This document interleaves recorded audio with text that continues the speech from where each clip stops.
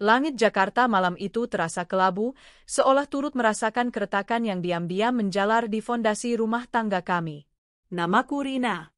Di mata publik, aku adalah istri dari Bara Aditama, seorang pengusaha sukses di bidang logistik, dan ibu dari seorang putri tunggal, Kirana, yang kini berusia 7 tahun.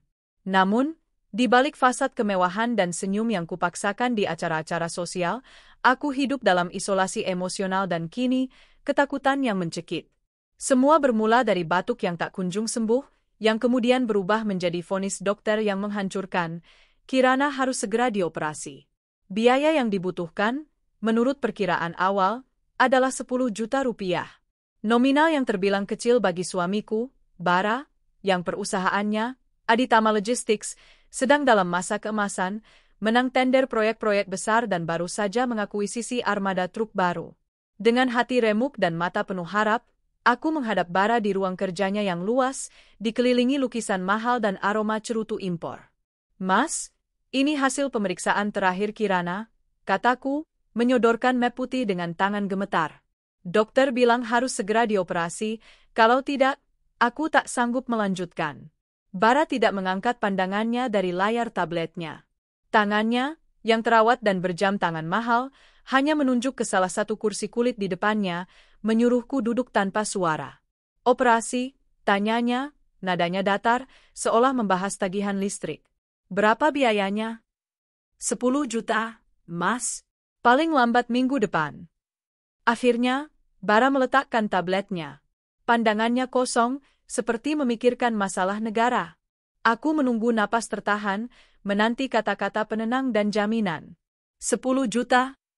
Bara mendengus, tawa keringnya terdengar asing di telingaku. "Rin, kamu ini bagaimana? Perusahaan sedang sulit." "Sangat sulit, malah. Kami sedang dalam proses pilot." Aku terperangah. "Pilot? Mas, aku tahu Mas selalu bilang aku tidak perlu tahu urusan kantor, tapi aku tidak buta.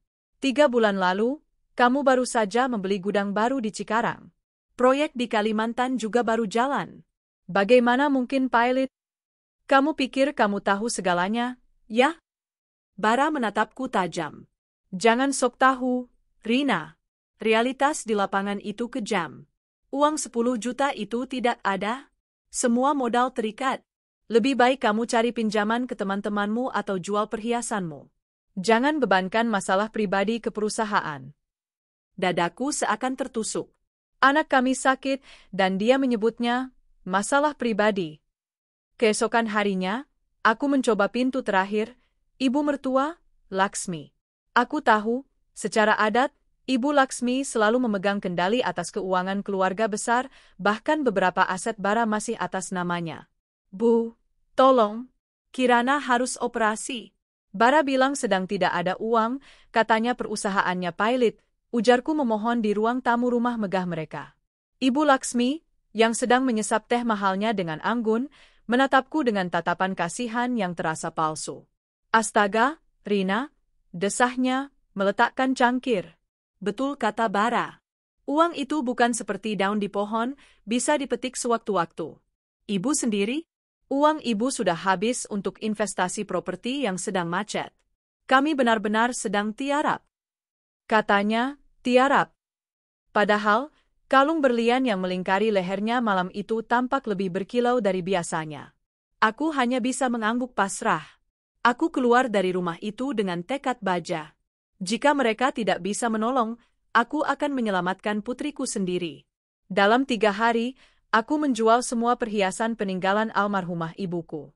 Perhiasan yang memiliki nilai sentimental tak terhingga, kini kulebur demi 10 juta rupiah. Aku juga mencari utangan ke teman lamaku, Alia, yang tanpa banyak tanya langsung mentransfer sisanya. Operasi Kirana berjalan lancar. Putriku selamat. Di tengah kelegaan yang seharusnya kurasakan, sebuah kebencian baru mulai tumbuh, dingin dan mematikan. Aku mulai menyelidiki. Aku mengaktifkan kembali jejaring sosial dan informanku yang selama ini tak kupedulikan. Dan yang kutemukan jauh lebih buruk daripada kebangkrutan fiktif. Informasi itu datang dari seorang kenalan lama yang bekerja sebagai staf keamanan di salah satu ballroom hotel bintang 5 di Jakarta. Mereka sedang mempersiapkan acara besar. Sebuah pesta ulang tahun. Tanggalnya? Malam ini. Yang berulang tahun? Seorang wanita bernama Sinta. Penyelenggaranya? Bara Aditama dan Ibu Laksmi. Aku membuka surel yang dikirim oleh informan rahasia. Itu adalah foto-foto dekorasi dan daftar catering. Terdapat karangan bunga raksasa yang bertuliskan, "Selamat ulang tahun, cintaku, Sinta dari Bara Mama." Total biaya yang tertera dalam dokumen event organizer mencapai ratusan juta rupiah. Jantungku berdebar tak karuan, bukan karena sakit, tapi karena amarah murni yang membakar. Ratusan juta untuk ulang tahun pelakor, sementara anakku sendiri dibiarkan terancam nyawanya demi 10 juta. Lalu, sebuah foto lain yang membuatku nyaris pingsan. Sebuah mobil sport merah mengkilap, terbungkus pita raksasa, diparkir di lobi hotel, siap menjadi hadiah kejutan. Pilot? Tiarap, bisikku, air mata yang selama ini kutahan mengering seketika, digantikan kobaran api. Kalian merayakan pengkhianatan ini di atas penderitaan anakku. Malam itu, dengan Kirana tertidur pulas di kamar rumah sakit ditemani suster, aku mulai menjalankan rencana balas dendamku. Rencana yang bukan hanya akan menghancurkan pesta itu, tapi juga menghancurkan fondasi kekayaan Bara seutuhnya. Fase 1, kehancuran bisnis. Selama ini, Bara selalu meremehkanku karena aku hanya mengurus rumah dan Kirana. Dia tidak tahu, sebelum menikah, aku adalah lulusan terbaik di bidang ekonomi bisnis, dan aku tahu cara kerja perusahaan, bahkan tanpa terjun langsung. Aku tahu titik lemah Aditama Logistics. Sistem logistik just-in-time mereka sangat bergantung pada satu perangkat lunak custom yang mahal.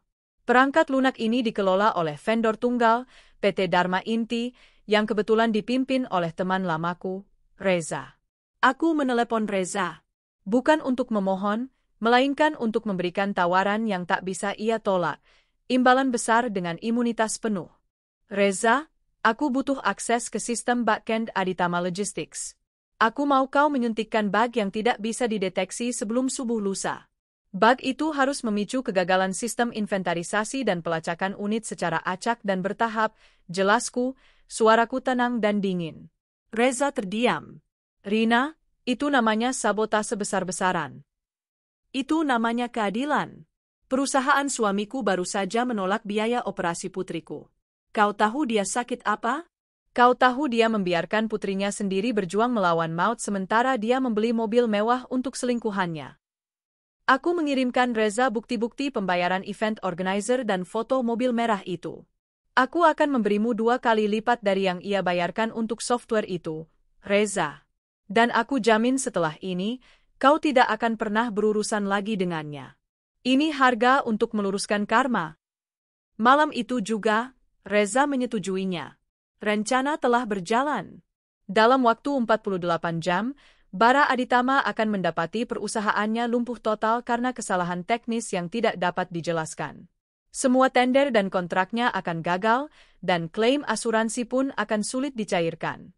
Fase 2, penghancuran harga diri. Jam menunjukkan pukul 21. Pesta di Hotel Merpati sudah dimulai. Aku membayangkan Bara dan Ibu Laksmi tertawa, menyambut tamu-tamu terhormat, merayakan kebohongan mereka.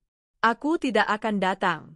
Aku tidak akan memberikan mereka kepuasan melihatku hancur dan menangis. Aku akan mengirimkan utusanku.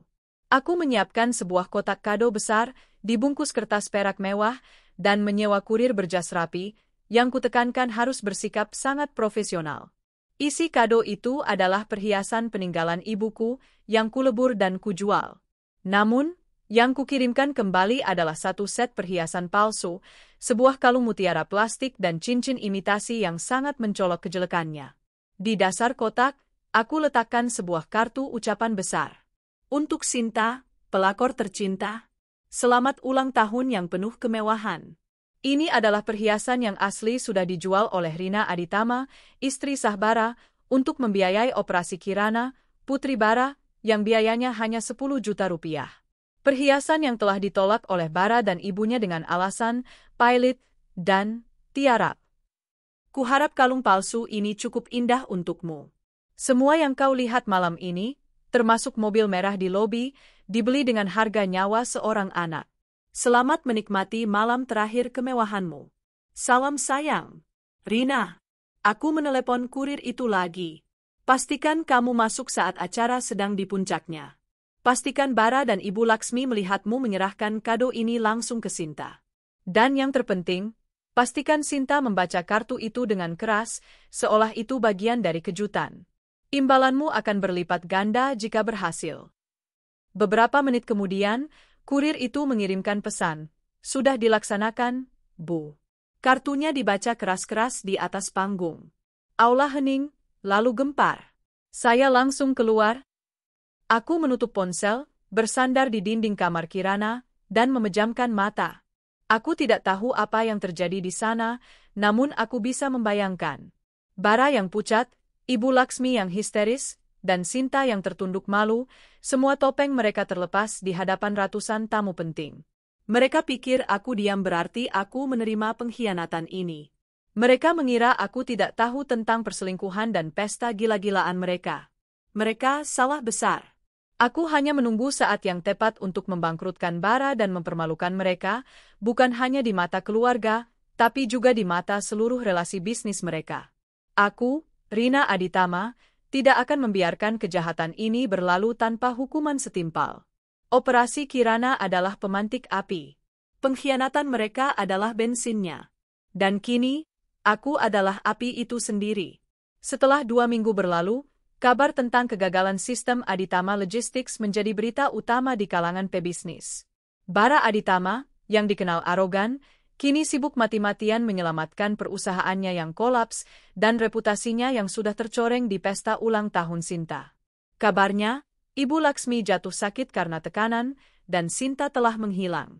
Sementara Bara jatuh, aku bangkit. Dengan sisa modal dari penjualan perhiasan dan hutang yang kubayar lunas dengan uang hasil pertama, aku mendirikan sebuah usaha catering kecil yang fokus pada makanan sehat, sesuai dengan pengalaman merawat Kirana. Aku menamainya Kiran's Kitchen. Kerja keras dan integritasku membuahkan hasil. Bisnis itu berkembang pesat, menjadikanku CEO perusahaan catering premium yang melayani acara-acara terkemuka di kota ini. Aku sukses, bukan dari warisan suami, tapi dari keringat dan air mataku sendiri. Aku menceraikan Bara tanpa banyak drama, hanya menuntut hak asuh penuh atas Kirana, yang ia berikan tanpa perlawanan karena ia sedang sibuk menghadapi kebangkrutan total. Kirana tumbuh menjadi gadis yang cerdas, dan yang paling penting, sehat. Ia memilih jalan hidupnya sendiri, mengikuti ambisi besarnya untuk menolong orang, dan kini, ia adalah dokter Kirana. Bertahun-tahun berlalu, kini aku duduk di restoran fine dining paling eksklusif di kota, merayakan ulang tahun Kirana. Kirana, mengenakan pakaian dokter terbaiknya, tersenyum bahagia. "Mami, ini terlalu mewah," bisiknya sambil tertawa. "Untuk putri Mami yang hebat, tidak ada kata terlalu mewah," balasku, menikmati kemenanganku dalam diam. Tiba-tiba, mata Kirana terbelalak. Wajahnya menunjukkan keterkejutan, bukan karena senang, melainkan karena syok. "Mami, itu," Kirana menunjuk ke arah sudut ruangan. Seorang pria, mengenakan seragam abu-abu lusuh, sedang mengepel lantai marmer. Tubuhnya tampak kurus dan renta, rambutnya memutih dan wajahnya lelah. Itu adalah Bara Aditama, mantan suamiku, yang kini menjadi OB, office bu petugas kebersihan, di restoran mewah ini. Ia melihat kami. Matanya langsung memancarkan rasa malu, panik, dan penyesalan yang mendalam. Ia segera memalingkan wajah, pura-pura fokus pada pel kerjanya. Namun, Kirana, putri yang pernah ia sia-siakan, melakukan hal yang membuatku bangga sekaligus terharu. "Tunggu sebentar, Mi," kata Kirana. Ia berdiri, menghampiri mantan suamiku yang sedang menunduk. Kirana meletakkan tangannya di bahu Bara. "Ayah." Bara terangkat, matanya berkaca-kaca. Ia mencoba menarik tangannya, merasa rendah. "Selamat ulang tahun, Nak." "Ayah minta maaf," bisik Bara, suaranya parau.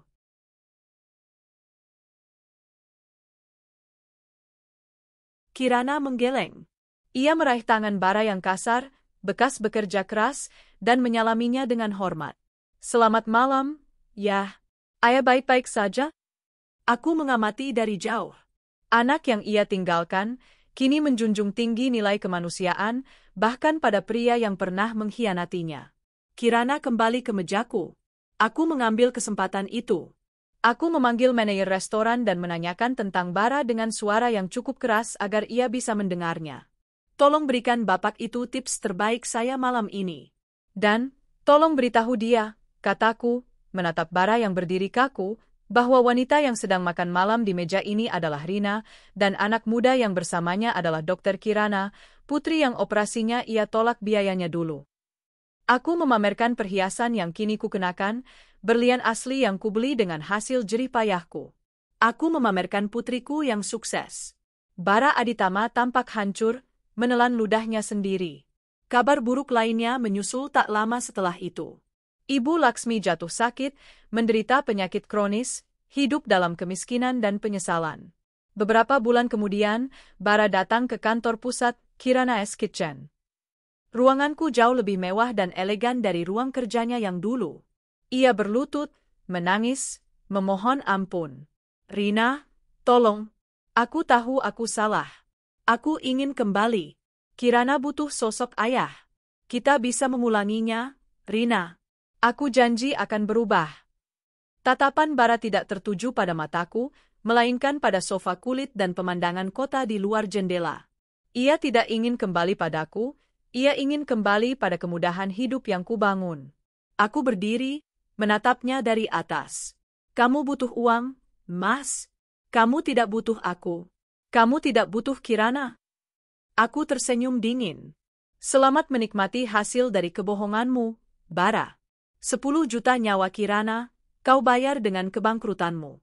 Ratusan juta untuk ulang tahun Sinta, kau bayar dengan sisa hidupmu sebagai OB. Hutangmu lunas, dan aku tidak menerima lagi penipu sepertimu di hidupku. Aku memanggil petugas keamanan. Tolong antar bapak ini keluar dari properti saya. Dan jangan biarkan dia masuk lagi. Pintu tertutup. Aku duduk kembali, menarik napas lega. Akhirnya, babak pengkhianatan itu benar-benar berakhir. Aku memegang kendali atas hidupku, dan yang terpenting, Kirana aman dan bahagia. Semua sakit hati itu kini terbayar lunas. Malam itu, setelah Kirana terlelap dalam tidur pasca operasi yang damai, aku duduk di sofa kecil kamar rumah sakit, ponsel di tangan, menunggu. Aku tidak menonton berita atau membuka media sosial, aku menunggu konfirmasi dari informan. Tidak ada air mata, tidak ada penyesalan.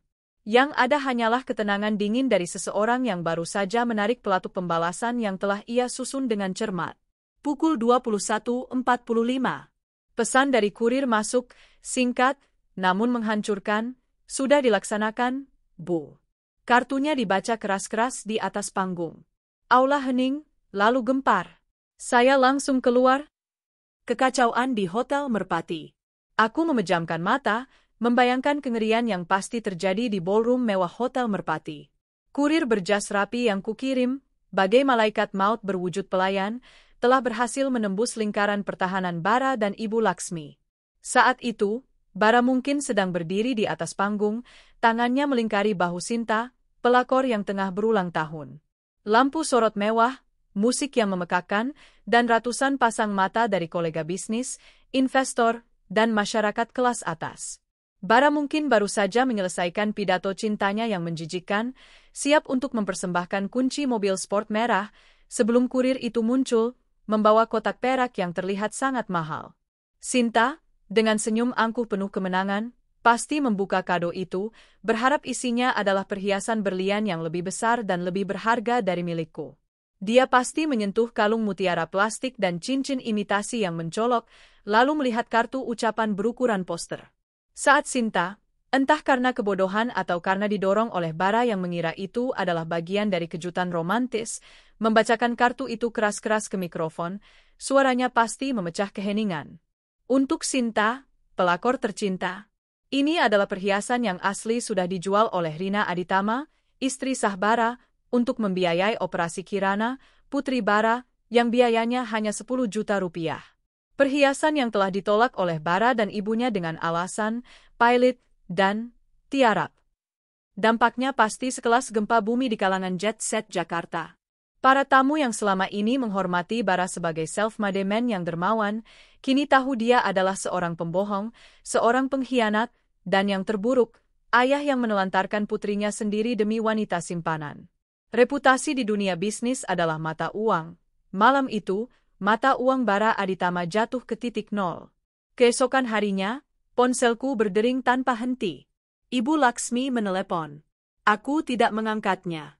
Bara mengirimkan pesan-pesan bernada ancaman, meminta penjelasan, menuduhku gila, menuduhku menghancurkan nama baiknya. Aku memblokir Bara. Kabar burung tersebar cepat. Ada yang mengatakan Ibu Laksmi pingsan di tempat, ada yang bilang Sinta berteriak histeris dan langsung pergi. Yang pasti, pesta itu berakhir bukan dengan kembang api, melainkan dengan air mata dan skandal yang tak termaafkan. Monitor keruntuhan, fase sabotase. Penghinaan publik hanyalah permulaan. Rencana besarku berada di fase 1, kehancuran bisnis. Aku menghubungi Reza, teman lamaku dari PT Dharma Inti, 3 hari setelah pesta itu.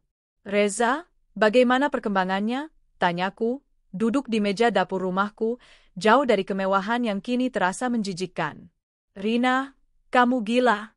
Dampaknya jauh lebih cepat dari yang kita duga, suara Reza terdengar tegang, bercampur takjub. Kemarin pagi, sistem pelacakan unit utama Aditama Logistics mulai kacau. Sekitar 30% truk logistik mereka menghilang dari sistem. Mereka tidak bisa melacak muatan bernilai miliaran. Tender besar di Pelabuhan Tanjung Priok yang mereka menangkan minggu lalu langsung dibatalkan. Klien utama menuduh Bara negligence. Aku tersenyum tipis. Itu baru permulaan, Reza. Bug itu dirancang untuk memburuk secara eksponensial. Apa yang terjadi hari ini? Hari ini, semua timeline pengiriman barang di seluruh sistem mereka bergeser acak. Pesanan harusnya tiba di Bandung, malah tertera di Surabaya. Sistem inventarisasi gudang mereka juga terinfeksi. Mereka tidak tahu barang mana yang sudah keluar dan mana yang masih ada. Bara panik. Dia memecah kepala itnya, tapi masalahnya bukan di orangnya, Rina. Masalahnya ada di akar sistem. Aku tahu betul. Bug yang kumasukkan adalah kanker digital, perlahan dan sulit dideteksi, meniru kegagalan sistem yang disebabkan oleh aging hardware atau human error. Tak seorang pun akan mencurigai sabotase dari luar, apalagi dari istrinya yang dianggap bodoh. Dalam seminggu berikutnya, kekacauan di Aditama Logistics mencapai puncaknya. Tuntutan hukum dari klien, denda besar karena kegagalan kontrak, hingga penarikan dukungan dari bank investor. Aku membaca setiap laporan berita dan postingan industri dengan senyum puas. Bara Aditama, dari puncak kejayaan, kini jatuh terperosok ke jurang. Dia sempat mendatangiku di rumah. Wajahnya lusuh, matanya merah, bukan karena air mata, tapi karena kurang tidur dan stres. Rina, tolong aku. Suaranya serak. Ini semua salahmu. Kamu yang melakukannya, kan? Kamu yang membangkrutkan aku. Aku menatapnya lurus. Aku? Aku hanya seorang ibu rumah tangga yang tidak tahu apa-apa tentang perusahaan, Mas. Ingat? Katamu aku jangan sok tahu. Mungkin ini karma, Mas. Mungkin Tuhan menunjukkan siapa sebenarnya yang pilot. Dia berteriak, mengancam akan membawaku ke pengadilan. Buktikan, Rina. Buktikan aku selingkuh, buktikan aku menggelar pesta. Buktikan kamu yang menyabotase perusahaanku. Aku tertawa. Tawa yang tulus, tanpa beban. Kamu pikir aku bodoh, Mas? Bukti-bukti kejahatanmu sudah aku kirimkan ke puluhan klienmu di pesta itu. Dan soal sabotase, tunjukkan satu pun jejak digital yang mengarah padaku. Semua yang aku lakukan dengan bersih. Sama seperti kamu mencuri uang Kirana secara bersih, dengan alasan pilot. Bara ambruk. Dia tahu, dia kalah. Dia kalah dalam permainan yang bahkan dia tidak sadari telah dimainkan oleh istrinya sendiri. Surat cerai dan kelahiran, Kirana S. Kitchen. Aku tidak membuang waktu. Saat Bara masih sibuk berurusan dengan bank yang menarik pinjaman dan klien yang menuntut ganti rugi, aku mengajukan gugatan cerai. Prosesnya sangat cepat, nyaris anti klimaks. Bara yang sudah tidak punya apa-apa tidak memiliki daya tawar. Aku hanya menuntut hak asuh penuh atas Kirana dan tunjangan anak yang minimalis, sekadar formalitas. Aku tidak butuh hartanya. Harta yang dia miliki saat itu hanyalah utang dan kehancuran. Hakim bertanya padaku, apakah Anda yakin tidak menuntut pembagian aset perusahaan, Nyonya Rina? Saya yakin, Yang Mulia. Aset yang ada sekarang sudah busuk dan berbau dosa. Saya hanya ingin menyelamatkan masa depan putri saya dari bayang-bayang masa lalu yang kotor. Aku keluar dari ruang sidang, bukan sebagai janda yang kalah, melainkan sebagai wanita yang bebas. Keputusan itu memberiku fokus baru. Aku telah menjual perhiasan ibuku, dan uang itu menyelamatkan nyawa Kirana. Aku berjanji pada diriku sendiri, aku akan mengubah pengorbanan itu menjadi fondasi yang kokoh. Aku memulai Kirana's Kitchen dari nol. Modal awal adalah sisa uang dari penjualan perhiasan, sedikit utangan dari Alia, dan dapur seadanya di rumah kontrakan baru yang kukuhuni bersama Kirana. Konsepnya sederhana, makanan sehat, lezat, dan dibuat dengan cinta. Pengalamanku merawat Kirana selama sakit memberiku pengetahuan tentang nutrisi. Kemampuanku dalam bisnis, yang selama ini terpendam di balik peran istri, kini kubiarkan meledak. Aku tidak hanya memasak, aku menyusun strategi bisnis. Aku menggunakan jejaring sosial lamaku, yang dulu hanya kupergunakan untuk acara sosial, kini untuk pemasaran. Aku menawarkan jasa catering premium lunchbox ke kantor-kantor kecil dan komunitas healthy living. Ternyata, produkku meledak. Integritas bahan baku, rasa yang konsisten, dan pengiriman yang tepat waktu membuat Kirana's Kitchen dengan cepat mendapat reputasi. Aku tidak lagi hanya memasak. Aku mengelola tim, menegosiasikan harga, dan menyusun laporan keuangan. Dalam 1 tahun, dari dapur kontrakan, aku pindah ke dapur sentral. Dalam 3 tahun, Kirana's Kitchen menjadi merek catering premium yang melayani pernikahan mewah, acara korporat besar, dan bahkan melayani private catering untuk para selebriti. Aku tidak mengejar bara. Aku sibuk mengejar kesuksesanku sendiri. Aku membangun sebuah kerajaan yang fondasinya adalah cinta untuk Kirana, bukan kemewahan palsu yang dulu kurasakan. Sementara aku bangkit, Ibu Laksmi dan Sinta juga merasakan dampaknya. Ibu Laksmi, yang terbiasa hidup dalam kemewahan dan dipuja, tiba-tiba harus menghadapi kenyataan pahit. Semua relasi sosialnya meninggalkannya. Ia tidak hanya kehilangan aset bara, tetapi juga asetnya sendiri yang terikat dalam berbagai investasi bara. Tekanan sosial dan kebangkrutan membuat kesehatannya menurun drastis. Ia didiagnosis menderita penyakit jantung dan harus hidup dengan obat-obatan mahal yang kini sulit ia jangkau. Sementara Sinta, dia menghilang. Kabarnya, mobil sport merah yang jadi hadiah ulang tahunnya ditarik oleh ban karena bara sudah tidak mampu membayar cicilannya. Ia kehilangan bara, ia kehilangan kemewahan, dan ia kehilangan reputasi. Aku tidak perlu mengangkat jari untuk menghukum mereka lebih jauh. Karma bekerja dengan caranya sendiri. Aku menatap Kirana, yang kini duduk di bangku sekolah dasar, membaca buku dengan tenang. Ia sehat, ia ceria, ia adalah alasanku untuk bertahan dan berhasil. 7 tahun berlalu dengan cepat. Kirana, si gadis kecil yang hampir kehilangan nyawanya, kini berhasil masuk ke fakultas kedokteran terbaik di negeri ini. Ia tumbuh, bukan hanya menjadi cerdas, tetapi juga memiliki hati yang sangat mulia.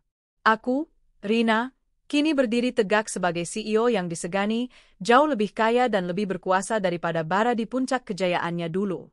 Aku menanti hari itu, hari di mana takdir akan mempertemukan kami lagi, bukan untuk pertempuran, melainkan untuk sebuah tontonan keadilan yang sempurna. Dan hari itu, seperti yang tercatat di bab 1, akhirnya tiba di restoran mewah. 7 tahun adalah waktu yang panjang. Ia adalah waktu yang cukup untuk mengubah seorang pengusaha arogan menjadi petugas kebersihan yang lusuh, dan cukup untuk mengubah seorang ibu rumah tangga yang terhianati menjadi CEO yang ditakuti. Babak ini adalah tentang bagaimana Bara Aditama terseret ke bawah, sementara Rina Aditama terbang tinggi. Kejatuhan sang raja logistik. Setelah Bara menerima surat cerai, ia mendapati dirinya benar-benar sendirian. Skandal pesta ulang tahun Sinta, yang berakhir dengan pembacaan kartu ucapan yang memalukan di hadapan ratusan relasi bisnis, bukan hanya merusak reputasinya, tetapi juga menghancurkan kredibilitas finansialnya.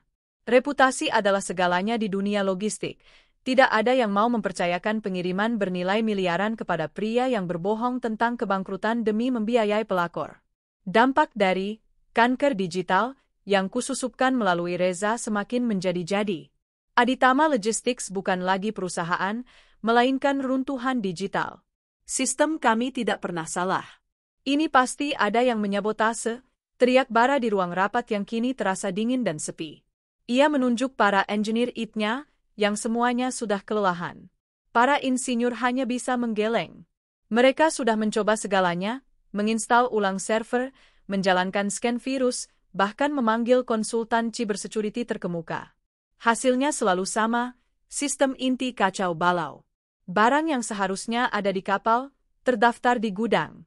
Unit truk yang baru masuk, terdaftar hilang sejak 6 bulan lalu. Bug itu dirancang untuk mereplikasi human error yang mustahil diperbaiki tanpa menghapus seluruh basis data, sebuah langkah yang berarti kerugian total. Bank-bank mulai menarik pinjaman, menuntut pelunasan segera setelah melihat laporan keuangan yang berantakan dan tuntutan hukum yang menumpuk. Aset-aset mewah Bara, rumah megah kami yang kini kosong, mobil-mobil sportnya, disita satu persatu. Ia mencoba menjualnya cepat, namun tak ada yang mau membeli aset perusahaan bermasalah dengan harga wajar. Bara mencari Sinta. Dia berharap wanita yang menjadi alasan kehancurannya akan memberinya dukungan emosional, atau setidaknya uang. Namun, Sinta sudah menghilang tak berjejak, membawa sisa uang tunai yang bisa dia curi dari Bara saat Bara sibuk panik. Sinta, si pelakor cantik, hanyalah penumpang gelap yang segera melompat saat kapal mulai tenggelam. Bara juga mencoba kembali ke pangkuan ibunya, Ibu Laksmi. Ia mendatangi rumah mertuaku, yang kini tampak suram. Tolong aku. Aku butuh dana darurat. Aku akan membalikkan keadaan. Bara memohon. Ibu Laksmi, yang tubuhnya mulai ringkih karena tekanan darah tinggi dan penyakit jantung yang mulai menggerogoti, menatapnya dengan pandangan kosong. Kau sudah menghabiskan semua yang kita punya, Bara. Uang kas ibu? Habis untuk membayar utang pribadi yang kau buat tanpa sepengetahuan ibu. Reputasi kita? Kau hancurkan di depan mata semua orang. Kau pikir siapa yang sekarang mau membantu anak tukang bohong? Bara keluar dari rumah itu dengan tangan kosong, menyadari bahwa pengkhianatannya tidak hanya menghancurkan keluarganya, tetapi juga ibunya sendiri. Kini, ia hanya punya satu hal, kesombongannya yang beracun. Rina sang pendobrak, lahirnya imperium sehat. Sementara Bara berjuang melawan utang dan penolakan, Rina memulai revolusinya dari dapur kecil kontrakan. Uang sisa hasil penjualan perhiasan ibuku, sekitar 15 juta rupiah setelah operasi Kirana terbayar, adalah modal kerjaku. Nama, Kirana's Kitchen, adalah janji. Sebuah janji bahwa setiap penderitaan yang ia alami akan diubah menjadi kekuatan. Aku menjadikan fokus pada makanan sehat dan bernutrisi tinggi sebagai ciri khas. Makanan yang kumasak bukan hanya lezat, tetapi memiliki nilai gizi yang tinggi, terinspirasi dari kebutuhan Kirana selama masa pemulihan. Pagi buta, aku sudah berada di pasar tradisional. Aku memilih sendiri setiap sayuran, setiap rempah, memastikan kualitasnya melebihi standar catering biasa. Siangnya, aku memasak ratusan porsi lunchbox sendirian. Malamnya, aku duduk di meja reyot, menyusun rencana bisnis. Tahun pertama, keringat dan air mata. Tahun ini adalah tahun terberat. Aku menjadi CEO, koki utama, marketing, dan kurir dalam satu paket. Aku tidur hanya 4 jam sehari. Aku menggunakan mobil butut bekas peninggalan ayahku untuk mengantar pesanan ke kantor-kantor di pusat kota. Aku mendapat komplain, aku belajar dari kesalahan. Aku tidak pernah menyerah. Prinsip utamaku, integritas. Jika Bara curang, aku harus 1000 kali lebih jujur. Tahun kedua, ekspansi cepat. Popularitas, Kirana's Kitchen, meledak berkat ulasan positif dari komunitas Healthy Living. Aku memenangkan kontrak catering untuk sebuah event maraton besar. Ini memaksa aku untuk menyewa dapur sentral dan merekrut tim pertama. Aku merekrut para ibu rumah tangga yang ingin mandiri, seperti diriku dulu, membayar mereka secara adil, jauh dari sistem eksploitatif perusahaan Bara. Keuntungan kotor tahun ini mencapai angka ratusan juta. Tahun ketiga, Status premium. Kirana S Kitchen resmi menjadi catering premium. Kami mulai melayani klien-klien korporat raksasa. Ironisnya, beberapa di antaranya adalah mantan klien Bara yang mencari pemasok yang reliable dan berintegritas. Aku membeli kembali rumah yang dulu kurasaikan bersama Bara, bukan untuk ditinggali, tetapi kuserahkan ke bank untuk menutupi utang sisa Bara, membersihkan namaku sepenuhnya, dan kemudian membeli properti mewahku sendiri, murni dari hasil keringatku. Aku tidak pernah melihat ke belakang. Aku tahu, jika Bara dan Ibu Laksmi masih memantau, mereka akan merasa tertampar oleh setiap kesuksesan yang kurai. Kirana, bibit yang tumbuh di atas luka. Kirana, putriku, adalah sumber kekuatanku. Ia tumbuh tanpa membenci. Ia tahu ayahnya meninggalkan kami, tapi aku memastikan ia memahami bahwa pengkhianatan itu adalah pilihan Bara, bukan kesalahannya. Pengalaman operasi pada usia 7 tahun menanamkan benih empati yang mendalam dalam dirinya. Ia melihat bagaimana para dokter dan perawat menyelamatkan hidupnya, dan ia memutuskan untuk melakukan hal yang sama untuk orang lain. Ketika Kirana masuk sekolah menengah atas, ia sudah menunjukkan kecerdasan luar biasa, selalu unggul di bidang sains. 4 tahun setelah kelulusan SMA, Kirana berhasil masuk fakultas kedokteran. "Mami, terima kasih," katanya suatu malam, sambil memelukku. "Kalau Mami tidak menjual perhiasan nenek, aku tidak akan ada di sini." Semua ini, keberhasilan ini, milik nenek dan Mami. Aku tahu, Kirana adalah mahakarya terbesar yang pernah kubuat. Bukan bisnisku, melainkan hati emasnya yang kupelihara di tengah badai pengkhianatan. Kirana, yang kini fokus pada studi kedokterannya, adalah piala kemenanganku yang sesungguhnya. Tahun-tahun senyap dan penyesalan. Seiring waktu, lingkaran Bara semakin menyempit. Utang memaksanya menjual semua yang ia punya. Ibunya, Ibu Laksmi, yang penyakitnya memburuk, kini membutuhkan biaya perawatan yang besar. Bara harus menanggung beban itu sendirian. Dari pengusaha yang naik jet pribadi, Bara terpaksa bekerja serabutan. Ia menjadi supir daring, tetapi ratingnya buruk karena temperamennya. Ia mencoba bekerja di bawah mantan anak buahnya, tetapi rasa malu membuatnya tak bertahan lama. Penyesalan Bara bukan terletak pada kehilangan Kirana atau pengkhianatan terhadapku. Penyesalan terbesarnya adalah kehilangan status. Ia merindukan pujian, kekaguman, dan uang yang bisa membeli segalanya. Suatu hari, ia menerima tawaran pekerjaan sebagai petugas kebersihan di sebuah restoran fine dining di pusat kota. Upahnya kecil, tetapi setidaknya rutin. Ia menerima. Ia harus bertahan demi membayar obat-obatan Ibu Laksmi. Setiap hari, Bara mengepel lantai marmer di restoran itu, tempat para pebisnis berjas mahal tertawa dan mengadakan pertemuan. Ia melihat sekilas wajah-wajah yang dulu tunduk padanya, kini bahkan tidak mau melihatnya. Hidupnya menjadi jejak debu di lantai marmer yang ia pel setiap malam. Ia tidak pernah tahu seberapa sukses aku. Ia hanya tahu aku telah menceraikannya.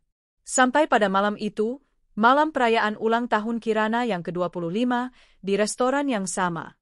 Bara, sang OB, melihat keajaiban, atau lebih tepatnya, mimpi buruk, di meja paling mewah. Ada aku, Rina, bersinar dalam balutan gaun mahal, dan di sampingku, ada Dokter Kirana yang cantik, sukses, dan berhati mulia. Momen di mana Kirana, dengan kesantunan yang menusuk, menyapa dan menyalami tangan ayahnya yang kasar dan lusuh, adalah pedang bermata dua. Ia menunjukkan betapa mulianya anak yang ia sia-siakan, dan betapa rendahnya ia kini. Bara hanya bisa memalingkan wajah, tetapi ia tidak bisa memalingkan fakta. Rina telah menang. Dan kemenangan itu kini diperlihatkan secara nyata, terbungkus kemewahan dan kesuksesan. Babak ini telah usai, meninggalkan Bara di lantai yang ia bersihkan, dan Rina di atasnya. Bara Aditama berdiri kaku di sudut dapur restoran fine dining itu, kain pel yang ia pegang terasa sedingin batu nisan. Malam perayaan ulang tahun Kirana yang ke-25 itu bukanlah reuni keluarga. Itu adalah eksekusi publik. Rina, mantan istrinya, tidak mengucapkan sepatah kata pun ancaman, namun setiap tindakannya adalah proklamasi kemenangan yang mematikan. Pria yang dulunya berteriak lantang di ruang rapat, kini hanya bisa menunduk, tubuhnya gemetar. Ia tidak gemetar karena kedinginan, tetapi karena rasa malu yang menghancurkan seluruh sisa harga dirinya. Manajer restoran, seorang pria muda yang dulu mungkin Bara pandang rendah, menghampirinya sambil menyodorkan setumpuk uang tunai tebal. Tips terbaik malam ini, Pak Bara. Dari Nyonya Rina, pemilik Kirana's Kitchen. Beliau juga berpesan, beliau adalah Rina, dan wanita muda yang tadi menyalami Bapak, Dr. Kirana, putri yang operasinya Bapak tolak biayanya dulu. Pesan itu bukan sekadar pesan. Itu adalah palu godam yang menghantam Bara hingga ke intinya. Bara melihat uang itu. Uang itu terasa berat, dingin, dan berbau kasihan. Uang itu adalah bukti yang tak terbantahkan, Rina kini berada di level yang sangat jauh di atasnya. Ia telah menolak 10 juta rupiah untuk menyelamatkan nyawa putrinya, dan kini, ia menerima tips ratusan ribu dari mantan istrinya sebagai bayaran untuk membersihkan lantai yang diinjak putrinya yang sukses.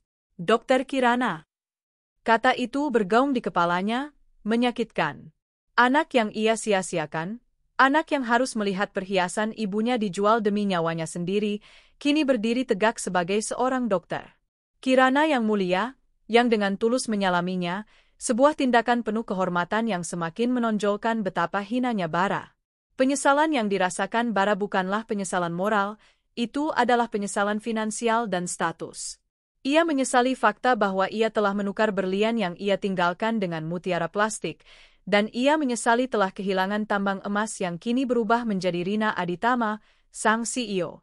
Ia yakin, jika saja ia tidak selingkuh, jika saja ia membayar 10 juta itu, ia akan tetap menjadi Bara Aditama, suami Rina, dan kini ia akan duduk di meja mewah itu, bukan mengepel di bawahnya. Logika sesat ini adalah cara Bara melindungi dirinya dari rasa bersalah yang sebenarnya. Ia tidak menyesal menjadi ayah yang buruk, ia menyesal menjadi pecundang. Malam itu, Bara tidak bisa tidur. Ia kembali ke rumah kontrakannya yang sempit, bau apek, dan suram. Di sudut ruangan, Ibu Laksmi, mantan mertuaku yang dulu angkuh, kini terbaring lemah. Wajahnya keriput dan pucat pasi. Penyakit jantungnya semakin parah, dan obat-obatan yang ia butuhkan sangat mahal, jauh di luar jangkauan upah OB Bara. Bara, kau dari mana saja? Suara Ibu Laksmi serak. Ibu butuh obat, Nak. Perut ibu sakit sekali. Kenapa kita jadi begini? Semua gara-gara wanita sialan itu. Bara tahu, ibunya merujuk pada Rina dan Sinta secara bersamaan. Ibu Laksmi tidak pernah mau mengakui bahwa keserakahannya dan persetujuannya terhadap pengkhianatan Bara adalah awal dari kehancuran mereka. Ibu, aku baru bertemu Rina, bisik Bara, suaranya tercekat. Ibu Laksmi tiba-tiba bangkit, matanya membesar penuh harapan. Rina? Kau bertemu Rina? Dia pasti kasihan padamu, kan? Dia selalu mencintai ayahmu, dia pasti akan membantu kita. Dia sekarang sangat kaya, Bu. Dia pemilik Kirana's Kitchen. Anaknya, Kirana, dia sudah jadi dokter. Bara menyampaikan fakta itu dengan nada pahit. Bukan rasa bangga yang muncul di wajah Ibu Laksmi, melainkan keserakahan yang diperbaharui. Kaya? Tentu saja dia kaya. Dia menjual aset-aset yang kutinggalkan dulu, pastilah dia membangun usahanya dari sana. Ibu Laksmi masih tidak mau menerima bahwa Rina sukses karena jerih payah. Kau harus kembali padanya, Bara. Pergi, temui dia. Mohon ampun. Katakan kau menyesal. Jangan biarkan kekayaan kita, yang seharusnya menjadi hakmu, dinikmati wanita sendirian. Kita harus selamat. Kita butuh uang untuk obat ibu, desak Ibu Laksmi, batuk keras setelahnya. Tekanan dari Ibu Laksmi adalah katalisator. Bara melihat Rina bukan lagi sebagai mantan istri yang ia khianati, tetapi sebagai satu-satunya tiket keluar dari neraka kemiskinan dan kewajiban merawat ibunya yang sakit. Keputusannya bulat. Ia akan berlutut, menangis, dan memohon. Ia akan menggunakan drama penyesalan, janji palsu, dan nama Kirana sebagai senjata utamanya. Sementara Bara sibuk merencanakan permohonan palsunya, Rina sudah lebih dulu merencanakan babak terakhir ini. Ia tahu Bara akan datang. Watak Bara, yang selalu mengambil jalan pintas dan menghindari tanggung jawab finansial, sudah ia hafal di luar kepala. Ia tidak akan bisa menahan rasa malunya terlalu lama. Alia, kataku kepada sahabatku, Alia, yang kini menjadi CEO Kirana's Kitchen. Setelah melihat Kirana dan betapa kayanya aku, dia akan berpikir aku adalah solusi untuk semua masalah utangnya. Rina mempersiapkan kantor pusatnya yang mewah di gedung pencakar langit sebagai panggung. Ruangan kerjanya dirancang khusus untuk memancarkan aura kekuasaan dan profesionalisme. Dindingnya terbuat dari kaca, menghadap langsung ke pemandangan kota, dihiasi karya seni minimalis yang mahal. Aku tidak ingin Bara datang dan melihatku dalam gaun santai. Aku ingin dia melihat CEO Rina Aditama, bukan Rina, sang istri yang lemah. Aku mengenakan setelan blazer mahal yang dirancang khusus, memancarkan ketajaman dan kepercayaan diri. Aku memastikan kalung berlian asli yang baru kubeli, jauh lebih berkilau dari perhiasan ibuku yang kujual dulu, melingkari leherku. 2 hari setelah pertemuan di restoran, saat Rina sedang meninjau laporan keuangan, resepsionis memberitahu bahwa ada pria bernama Bara Aditama yang ingin bertemu tanpa janji. Suruh dia menunggu, perintahku singkat. Aku membiarkan Bara menunggu selama 2 jam penuh di lobi mewah, tempat ia dapat melihat spanduk besar, Kirana's Kitchen, Excellence in Premium Catering, serta foto-foto Kirana saat acara penghargaan. Setiap menit menunggu adalah hukuman psikologis. Bara harus merasakan betapa bernilainya waktuku, dan betapa tak berharganya dirinya. Ketika akhirnya ia diizinkan masuk, Rina sudah siap, duduk tegak di kursi kebesarannya, di belakang meja kayu mahoni yang luas. Pintu terbuka. Bara masuk, mengenakan kemeja lama yang kusut dan tampak lebih tua dari usianya. Ia melihat ruangan itu, kemewahan yang ia lewatkan, dan rasa iri memenuhi matanya sebelum rasa malu itu kembali. Ia tidak langsung bicara. Ia hanya memandangku, seolah melihat hantu dari masa lalunya. Duduk, Mas Bara, kataku, suaraku datar, formal, tanpa emosi. Aku menunjuk kursi di depan mejaku, bukan kursi sofa yang nyaman, melainkan kursi kayu biasa. Apa yang membuat mantan suami saya repot-repot datang ke kantor saya? Saya harap ini tidak membuang waktu. Bara tersentak mendengar nada resmiku. Ia menghirup napas dalam-dalam, mengumpulkan sisa-sisa keberaniannya. Inilah saatnya. Inilah babak di mana ia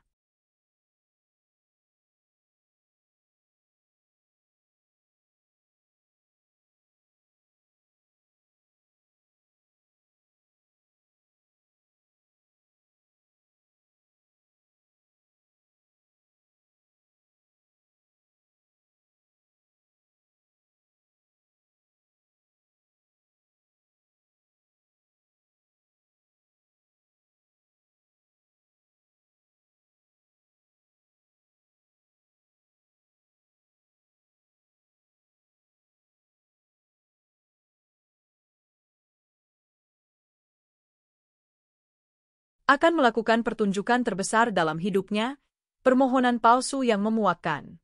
Ia mulai berlutut. Rina, suaranya pecah, aku tahu aku salah. Aku ingin kembali. Kirana butuh sosok ayah. Bara berlutut di lantai marmer kantor pusat, Kirana's Kitchen, memegang kakiku, dengan air mata palsu yang mengalir deras. Ia membawakan naskah drama penyesalan yang klise. Ruangan itu sunyi, hanya suara air mancur minimalis di sudut ruangan yang memecah keheningan, seolah alam pun menahan napas menyaksikan penghinaan terakhir ini. Rina, suaranya serak, penuh kepalsuan. Aku tahu aku salah. Aku menyesal. Selama 7 tahun ini, aku hidup dalam penderitaan. Kirana, dia butuh sosok ayah. Kita bisa mengulanginya, Rina. Aku janji akan berubah. Demi Kirana, demi keluarga kita. Aku tidak bergeming. Aku tetap duduk tegak di kursi kebesaranku, menatapnya dari ketinggian, seolah dia hanyalah debu di bawah kakiku. Setelan blazer eksklusifku terasa seperti baju zirah. Interogasi sang CEO. Aku mengambil cangkir teh porselen yang tadi kubiarkan dingin, menyesapnya perlahan, menikmati betapa menjijikkannya sandiwara di hadapanku ini. Aku tidak langsung bicara. Aku membiarkan dia berlutut, membiarkan dramanya mencapai klimaks yang memuakkan. Sudah selesai, Mas Bara? Tanyaku, nadaku sangat tenang, nyaris seperti bisikan yang mematikan. Jika sandiwara permohonanmu sudah selesai, kini giliran saya bicara. Bara mendongak, Matanya yang merah karena kurang tidur dan stres, dipenuhi harapan yang tipis. Kamu bilang kamu menyesal? Ujarku, meletakkan cangkir dengan bunyi klik yang tajam di atas meja. Bisakah kamu jelaskan, apa yang sebenarnya kamu sesali?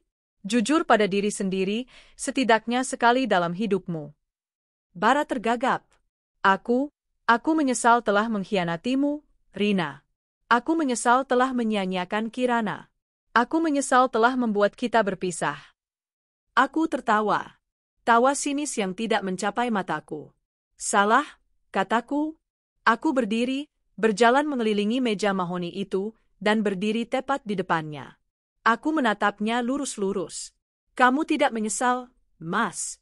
Kamu tidak tahu arti penyesalan yang sesungguhnya. Aku menjulurkan tanganku, menunjuk ke jendela kaca di belakangku, di mana Kirana's Kitchen tertulis besar dalam huruf emas. Kamu menyesal telah kehilangan ini, Mas Bara. Kamu menyesal bahwa kamu telah menukar potensi kekayaan yang akan kamu nikmati bersamaku dengan penderitaan dan kebangkrutan.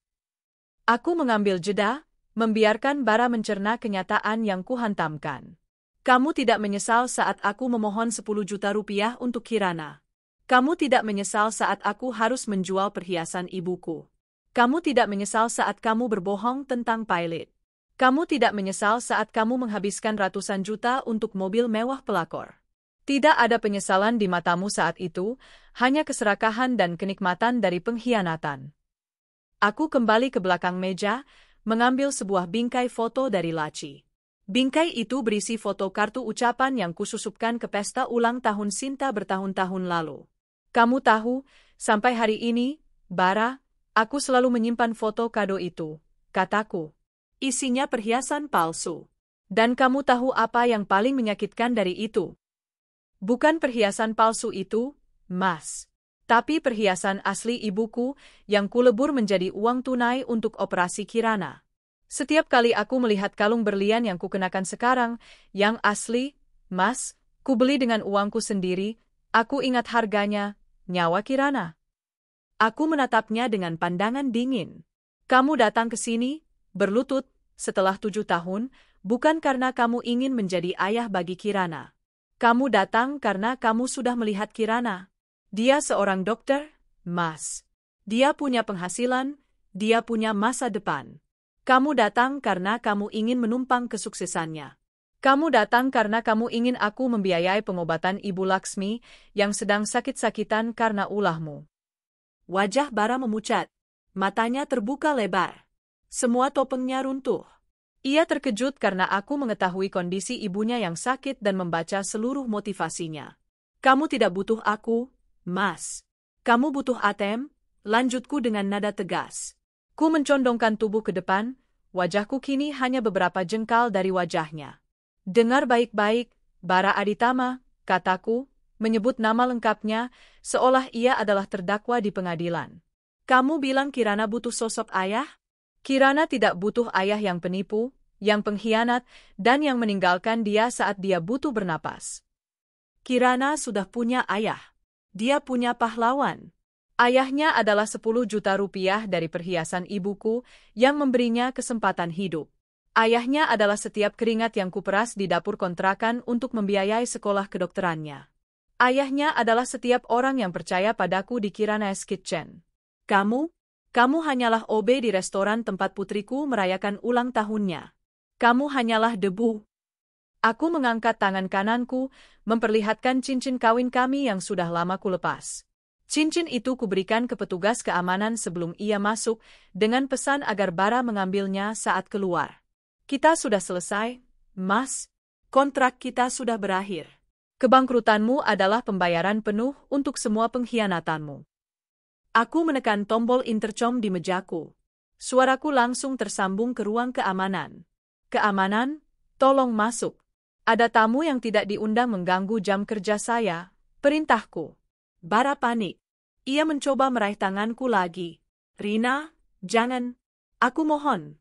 Aku akan melakukan apa saja.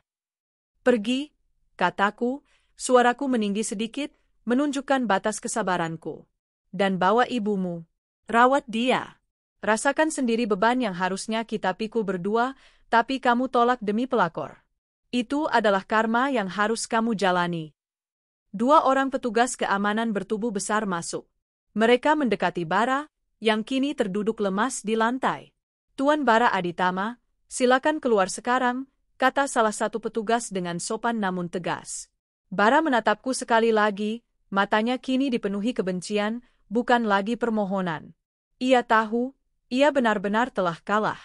Kekalahan ini permanen. Ia bangkit dengan susah payah. Sebelum pintu ditutup, aku teringat satu hal terakhir.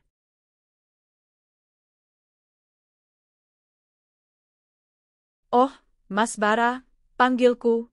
Bara menoleh, wajahnya penuh amarah dan kesakitan. Saya lupa. Ini, aku melempar sebuah amplop tebal ke lantai, tepat di kaki Bara. Itu adalah tips tambahan dari saya.